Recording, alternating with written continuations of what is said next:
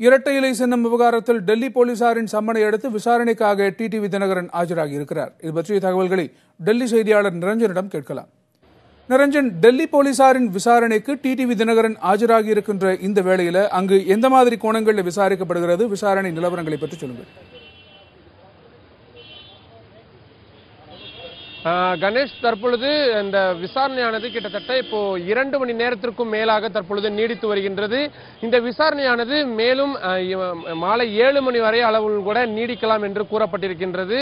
தேவைப்பட்டால் நாளைய தினமும் தொடர்ந்து அவரிடம் விசாரணை நடத்துவதற்கான சாத்தியக்கூறுகள் என்பது தற்பொழுது அதிகமாகவே இருக்கின்றது.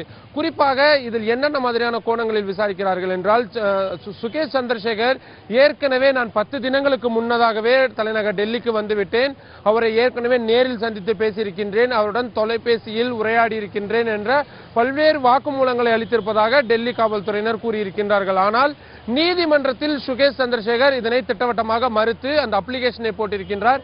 அதே வேளையில் தினகரனும் தன் மீது புனையப்பட்ட இந்த வழக்கு என்பது ஒரு போலியான வழக்கு என்பதனை தான் தொடர்ந்து கருத்தாக வைத்து இருக்கக்கூடிய சூழ்நிலையில் இதில் என்னென்ன மாதிரியான விஷயங்களை இவர்கள் மறைக்க பார்க்கிறார்கள் அல்லது இவர்கள் கூறுவதில் எத்தகைய உண்மைத்தன்மைகள் இருக்கிறது என்பது தொடர்பான விவகாரங்களை தான் காவல்துறையினர் விசாரித்து வருகின்றார்கள். குறிப்பாக ஹோட்டல் ஹயாத்திலிருந்து கைப்பற்றப்பட்ட அந்த வீடியோ ஆதாரங்களை கொண்டும் இந்த விசாரணையானது தற்பொழுது நடைபெற்று வருகின்றது. சுகேஷ் சந்திரசேகரை ஏற்கனவே பெங்களூரு, சென்னை மற்றும் கொச்சி ஆகிய நகரங்களில் வைத்து விசாரணை நடத்தினார்கள். ஏனென்றால் இந்தந்த இடங்களில் தான் சுகேஷ் சந்திரசேகர் ஏற்கனவே சென்று வந்ததற்கான பல்வேறு ஆதாரங்களை தலைநகர் டெல்லியில் இருக்கக்கூடிய இந்த குற்றப்பிரிவு காவல்துறையினர் வைத்திருக்கின்றார்கள். எனவே அந்த கோணத்தில் யார் யாரெல்லாம் இவர் சந்தித்தார் என்ற கோணத்தில் விசாரணையானது நடைபெற்று வருகின்றது. அதே வேளையில் இன்றைய தினம் தினகரன் அவர்களும் இந்த விசாரணையில் தற்பொழுது இணைந்திருப்பதன் காரணமாக இருவருமே ஒரே அறையில் வைத்து தற்பொழுது விசாரணையானது நடைபெற்று வருகின்றது. இருவரும் கூறக்கூடிய பதில்கள் முரணாக இருக்கிறதா அல்லது ஏற்றுக்கொள்ளத்தக்க வகையில் இருக்கிறதா என்பது தொடர்பான விஷயங்களும் தற்பொழுது பார்க்கப்பட்டு வருகின்றது. அதே போல சுகேஷ் சந்திரசேகரை ஹோட்டல் ஹயாத்தில் வைத்து அவர்கள் கைது செய்யும் பொழுது அவரிடமிருந்து அந்த 1,30,00,000 ரூபாய் அளவிற்கு பணமானது கைப்பற்றப்பட்டது.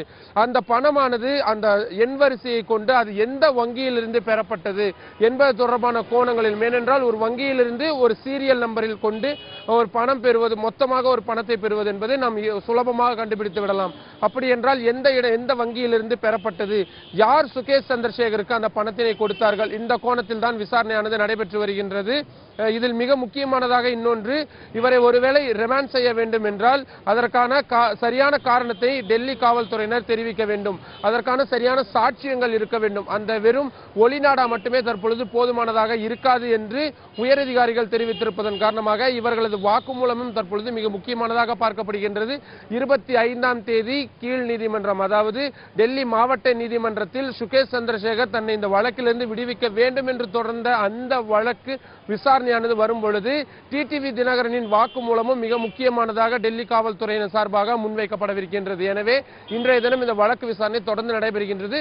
நாளைய தினமும் நடைபெறுவதற்கான அந்த சாத்தியக்கூறுகள் என்பது தற்போது அதிகமாகவே இருந்து வருகிறது. கணேஷ்.